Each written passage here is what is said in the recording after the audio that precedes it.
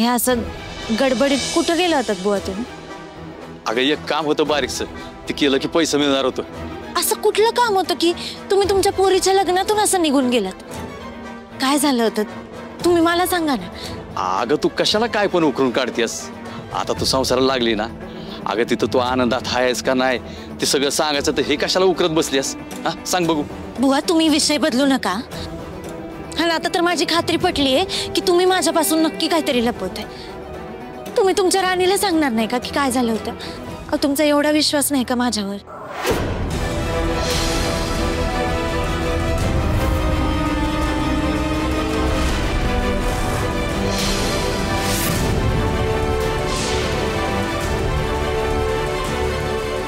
काय झालं बुवा? अहो अहो बुवा?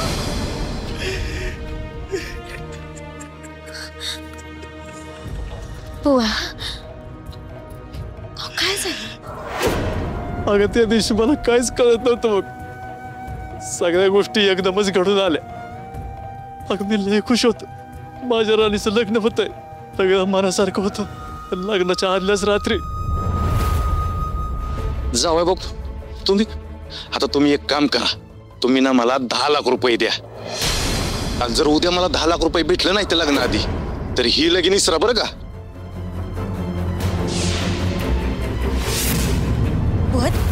त्यांनी मागितले तुमच्याकडे पैसे, पण 10 लाख तुम्ही कुठून आणणार होता तेवढे पैसे? मी पण त्याच काळजीत होतो बघ पोरे. तुझं लग्न मला पोडू द्यायचं नव्हतं. मग अजून एक फोन आला. माझ्याकडे तुमच्यासाठी एक काम आहे आणि त्या कामाचं तुम्हाला 10 लाख रुपये मिळतील. काय? तुम्हाला एका गाडीला डॅश द्यायचे. धडक एवढी जोरदार असायला हवी की आतला माणूस जागीच मेला पाहिजे.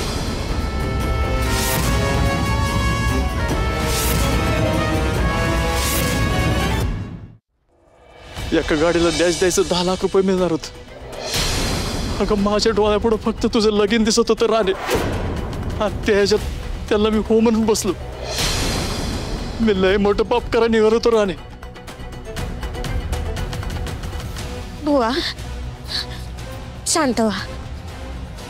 अहो तुमच्या हातनं नाही घडलं ना हे पाप, मग तुम्ही नका स्वतःला त्रास करून घेऊ.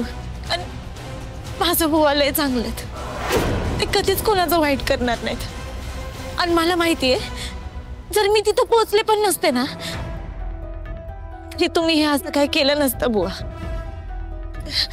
बरं बुवा मला सांगा, ते लोक तुम्हाला कुठल्या गाडीला डॅश करायला सांगत होते? त्या गाडीमध्ये कोण होतं? आणि त्या गाडीतल्या माणसाला का मारायचं होतं त्यांना?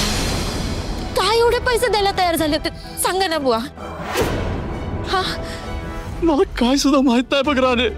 अगं मी ती विचारायच्या परिस्थितीतच नव्हतो. मी सरळ निर्णय घेतला आणि निघून गेलो. अगं मी तर गाडीला ठोकणारच होतो, पण देवासारखं तू आडवे आलेस आणि माझ्या हातातनं पाप होता राहिलं. देवाच्या मनात वेगळं होतं पोरी, त्याच्याच मनात होतं म्हणून नेमकं लग्न मोडून गेला. आणि इंद्र सरांनी लग्नासाठी होकार दिला. वरच्याचा खेळ कधी कधी आपल्या नाही ध्यानात येत ग. आणि हे एवढं सगळं घडून गेलं, तुम्ही एवढं केलं, तुम्हाला एकदा माझ्याशी येऊन बोला असं वाटलं नाही का? अगं नव्हती हिंमत राणे. अगं मी तर हे काम करून माझा जीव.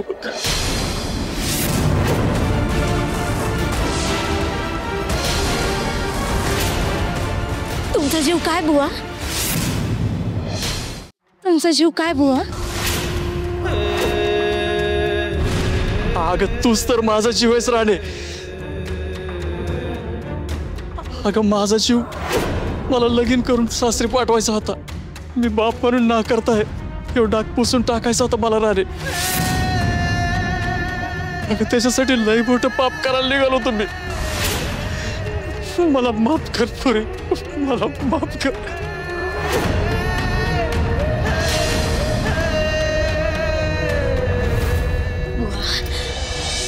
बस शांत व्हा बघू. आता जे घडून गेलं ना त्याचा विचार नका करू. पण बुवा मला खरं सांगा, हे एवढंच घडलं होतं का तुम्ही अजून पण माझ्यापासून काहीतरी लपवताय? तू आम्ही काय विचारतीये? नाही पोरे, अजून काय लपवणार आहे?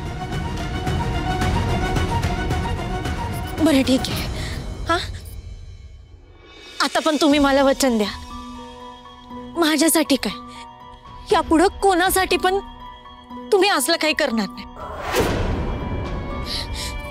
तुम्ही माझ्या डोक्यावर हात ठेवून शपथ घ्या बघू. अगं मी वचन देतो पोरे, आता परत असलं काही सुद्धा करणार नाही. अगं मला जे पाहिजे होतं ना ते सगळं मिळालंय बघ. आता फक्त मला तू सुखात आहे एवढंच बघायचं बघ. आता देवाकडे माझं काय सुद्धा मागणं नाही बघ. माझ्या आई बुवा सुखात राहत एवढीच इच्छा आहे बघा माझी.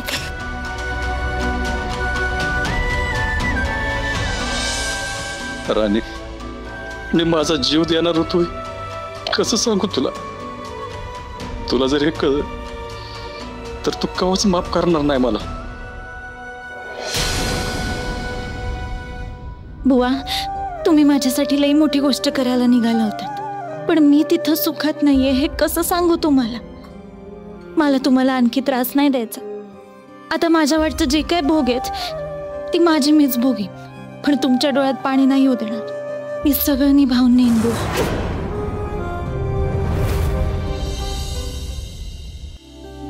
मालती, किती वेळ लागणार आहे तुम्हाला? लवकर तयार व्हा ना, तर आपण पोहोचण्याआधीच कार्यक्रम संपून जायचा. जरा धीर धरा ना. एक तर बऱ्याच दिवसांनी आपण बाहेर चाललोय, नीट तयार तर होऊ द्या मला. तुम्हाला तयार व्हायची काय गरज आहे? दिसायला इतके सुंदर आहात. करेक्ट आहे, आबांचं एकदम करेक्ट आहे. आबा, आता तुम्ही तुमच्या बायकोचं कौतुक केलं ना, आता मी माझ्या आबांचं आणि मम्माचं कौतुक करते. आज तुम्ही दोघांना एकदम डॅशिंग कडक दिसताय, एकदम धासू. काय काय कुठले शब्द आहेत हे? अगं मम्मा, हे शब्द ना ब्लॉग मध्ये वापरायचे असतात. या वर्ड्सनी ना ऑडियन्स अशी कनेक्ट होते. जाऊ दे, तुला काय कळणार? अच्छा, हो का? मला काय कळणार, पण तुला हल्ली फारच कळायला लागलंय नाही का? जरा जास्त चुरू चालते ना हिची जीभ. लहान आहे ती.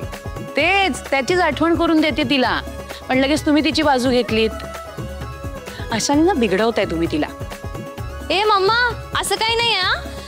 आबा आम्हाला बिघडवत नाहीत, तर आबा आम्हाला घडवतात. हो ना आबा? करेक्ट आहे. हे बस.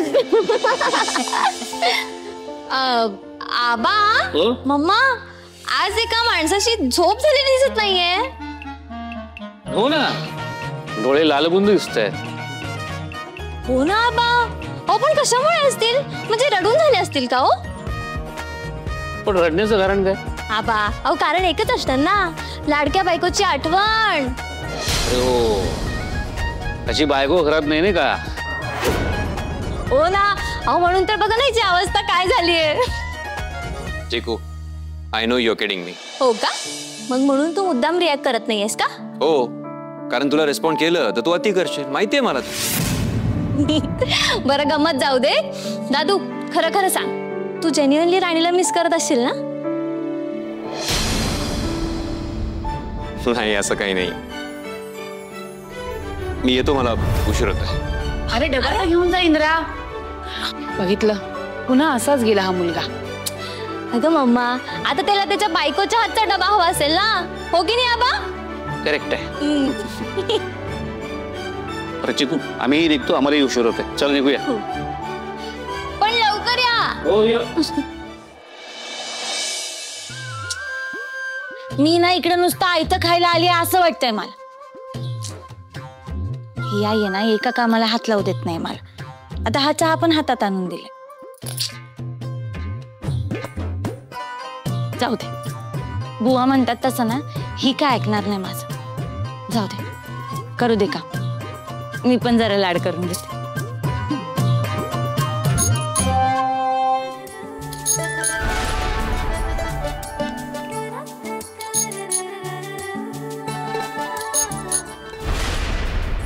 अरे गोट्या, बाबा बघितलं का तू जरा?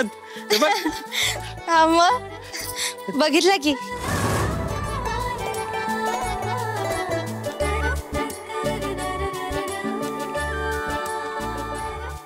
किती दिवसांनी बघितला अरे. अगं पण नुसती बघतच बसणार आहे का फिरायला बी जाणार आहे बस. हा मग जाणार की फिरायला. पण अरे किती मस्त आंघोळ घालून आणली रे तू माझ्या रथाची.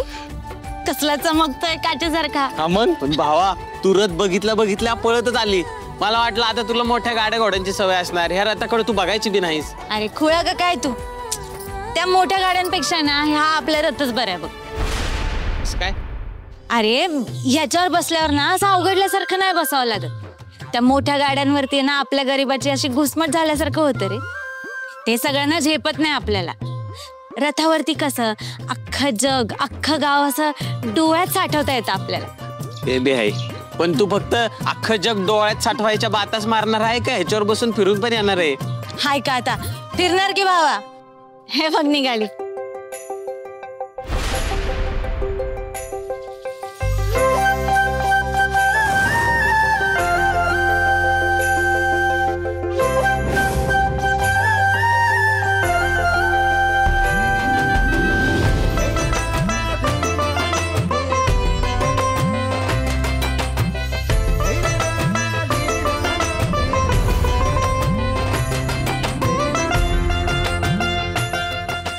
या माझ्या रथावर बसून असं वाटतंय की मला पंखच फुटले आणि सगळं विसरून मी नुसती उडतीये आकाशात.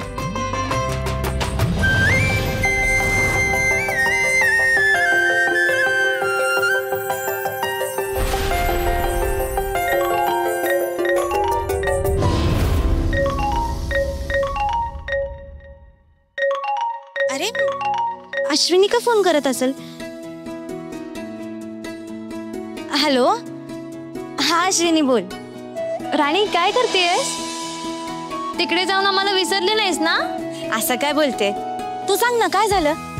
अगं गंमत केली ग. पण खरं सांगू का मी आणि रत्ना काकी ना तुला जाम मिस करतो यार. एक मिनिट थांबा. काकी बोला. हॅलो राणी. अगं बाळा तू इथं नाहीस पण एक गोंधळ झालाय ग. अरे देवा काय झालं.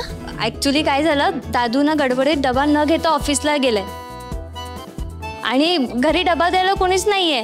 म्हणजे आबा आणि मम्मा पण ना एका फंक्शनसाठी बाहेर गेलेत. हाय का आता. मग आता इंद्रजित सर दिवसभर उपाशीच राहतील का. आता ते तुझ्यावर डिपेंड आहे. म्हणजे तू ठरवलंस ना तर दादू उपाशी राहणार नाही. म्हणजे ऐक ना राणी तू दादूसाठी डबा घेऊन जाशील का. म्हणजे तू जर गेलीस ना तर दादू पण खुश होईल आणि तो 2 घास जास्त जेवेल. नाही म्हणजे मी नेला असता पण आवडेल का त्यांना. का नाही आवडणार. अगं तू त्याची लग्नाची बायको आहेस ना. उलट बायकोनी नवऱ्यासाठी डबा घेऊन जाणं एकमेकांबरोबर प्रेमानं बोलणं याच्यामुळेच तर नातं फुलतं ना. आणि हे बघ ह्या अशा गोष्टींमुळं दोघा नवरा बायकोंचं नातं घट्ट होत जातं. राणी तू डबा घेऊन जा. अगं इंद्राला पण खूप आनंद होईल तुला बघून. हो ना राणी. एक काम कर तू बिनधास्त जा आणि दादूला सरप्राईज दे. बरं ठीक आहे मी लगेच तयारीला लागते. Okay bye. काकी मला माहित होतं राणी लगेच हो बोलेल. आता तिने दादूसाठी डबा आणलाय बघून दादू खूप ब्रश करेल यार. आणि पोट भरून जेवण सुद्धा करेल. खरंच दोघांचं नातं असंच फुलू दे. दोघांचा एकमेकावर जीव जडला ना की मग झालं बाई. येस. मी आलेचा.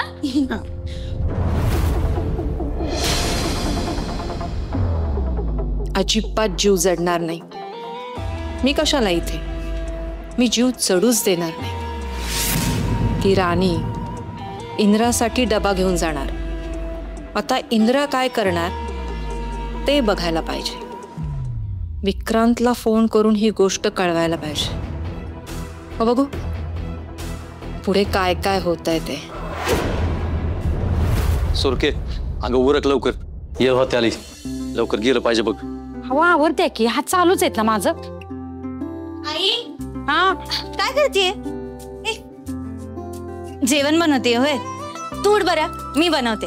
अगं नको नको लई माणसांचं बनवायचंय. मी बनवते तू बस. अगं लई माणसांचं. आणि हे एवढे डबे कशाला. काय काय चाललंय? हाय का आता असं एकमेकांकडे का बघताय? अगं राणे, आम्ही ना खानवळ चालू केली. अगं आपल्या घरनंच फॅक्टरीतल्या कामगाराला डबं जातात. बुवा, अहो हे काय चालवलंय तुम्ही? आईला घरातली कामं होत नाहीत, त्यात आता हे डबे. ते काय नाही, हे आजच्या आज बंद करायचा. तर असं कसं बंद करा म्हणतेस? अगं दिवसभर तसं बी मला मोकळं बसून कंटाळा येतो ग. आणि आता माझ्या हाताला काही काम नको होय. आणि आता आमच्या दोघांचा बी संसार आहे, मग आम्हाला काही पैसे लागत नाहीत होय. अगं पण आई, तुला झेपणार आहे का हे? का नाही झेपणार? झेपते सगळं मला. अगं राणे, उलट ह्या कामामुळं माझं दुखण्यावर ध्यानच जात नाही बघ. तसं बी मी एकटी राबत्या वय, हे आहेतच की माझ्या मदतीला. तसं बी त्यांना ह्या कामामुळं बाहेर जाऊन काम उडकायची गरज बी पडत नाही. हे बघ राणे, सगळं चांगलं चाललंय आता आमचं. तू उगाच मोडता घालू नकोस बाई. ए राणे, हे बघ, अगं बाहेर कुठं पण गेलं ना तर त्यांची बोलणी खावी लागतात. त्याच्यापेक्षा आमचं आम्हाला घरचं करू दे की. लय चांगलंय बघ. ठीक आहे, तुमचं चांगलं चाललंय ना, मग करा तुम्ही तुमच्या मनाच. पण हा, आजचा स्वयंपाक मी करणार बर का. ते काय आहे, मला पण एक डबा लागणार आहे. हातात बया, तुला कोणाला द्यायचा आहे डबा? ते तुझ्या जावयाला. रत्ना काकींचा घरून फोन आला होता, ते आज घरीच डबा विसरले. अगं मग तू कशाला करतेस? सुरकी करल की. वय अजिबात नाही. हा, आल्यापासून नुसतं पाहुणी पाहुणी म्हणून बसून ठेवलं मला. आता कंटाळा यायला लागला. आजचा स्वयंपाक ही राणीच करणार आहे. हा बर आई, चल बाजूला होत.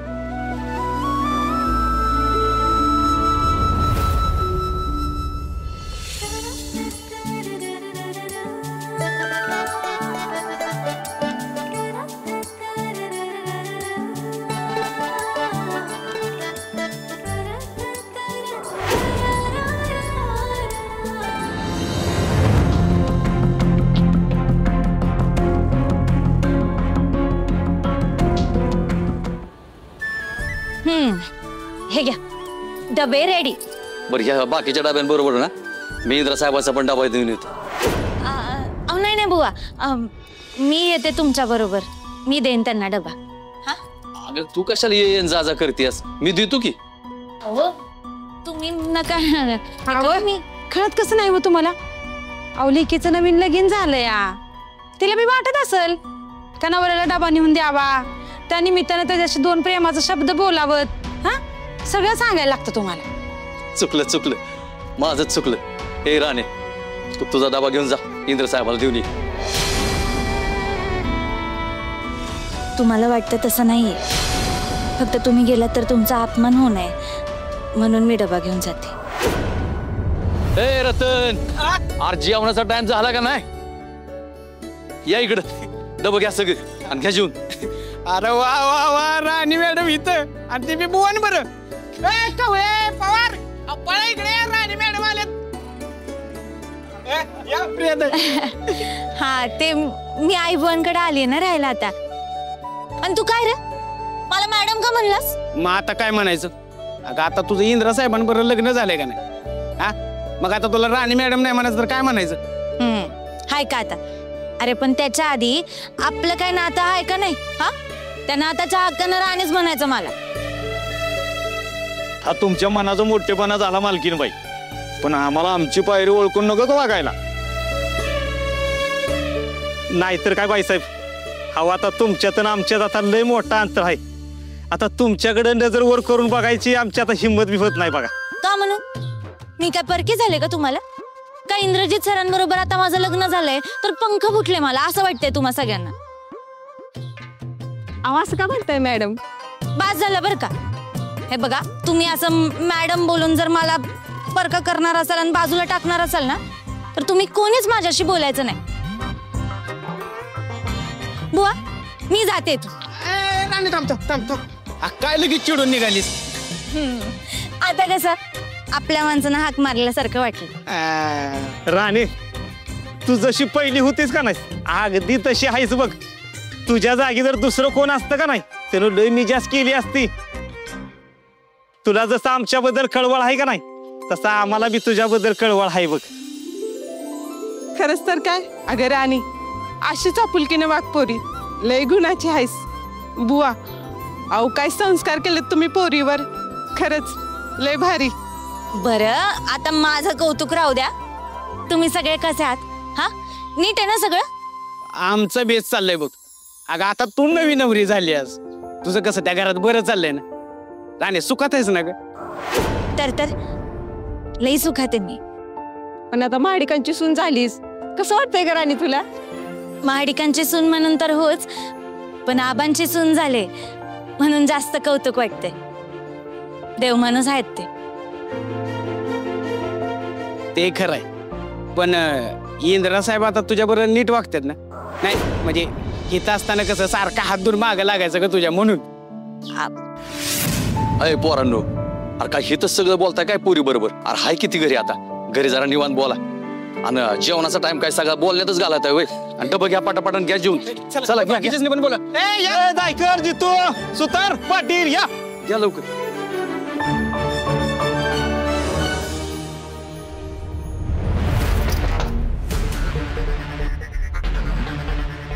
सर आत येऊ का?